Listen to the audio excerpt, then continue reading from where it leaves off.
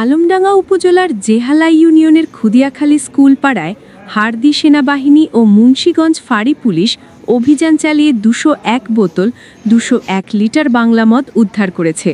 বৃহস্পতিবার রাত 12টার দিকে মুন্সীগঞ্জ পশুহাটস্থ খুদিয়াখালী স্কুল পাড়ায় মাদক বিরোধী অভিযান চালায়।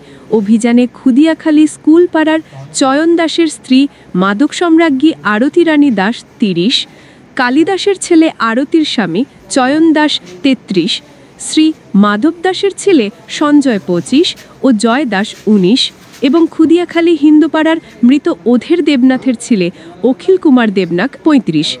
অভিযানে আটক আরতি রানী দাসের বাড়ি থেকে 201 বোতলজাত 201 লিটার বাংলা মদ উদ্ধার করা হয়।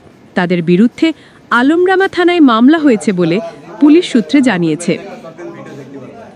এলাকাবাসী জানায়, দীর্ঘদিন আগে যশোর থেকে মুন্সীগঞ্জ পশুহাটে বাজার ঝাড়ুদারের কাজ নেয় মাধব দাস ও তার স্ত্রী পূর্ণি দাস।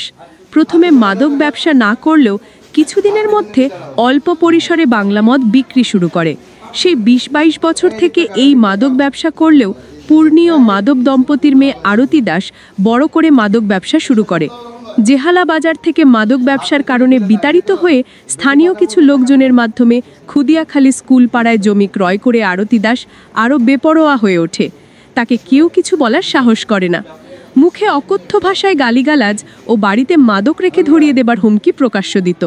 ঠিক এমনিভাবে মদ খাবার অনুমোদনে আরতি দাসের খালাতো ভাই অতি ধূর্ত হরিদাস ও তার স্ত্রী আদরি দাস খুদিয়াখালী স্কুল পাড়ায় জমি কিনে বাড়ি করে রমরমা মাদক ব্যবসা করছে।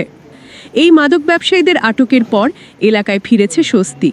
এলাকাবাসী সাধুবাদ জানিয়েছেন বাংলাদেশ সেনাবাহিনী ও পুলিশকে।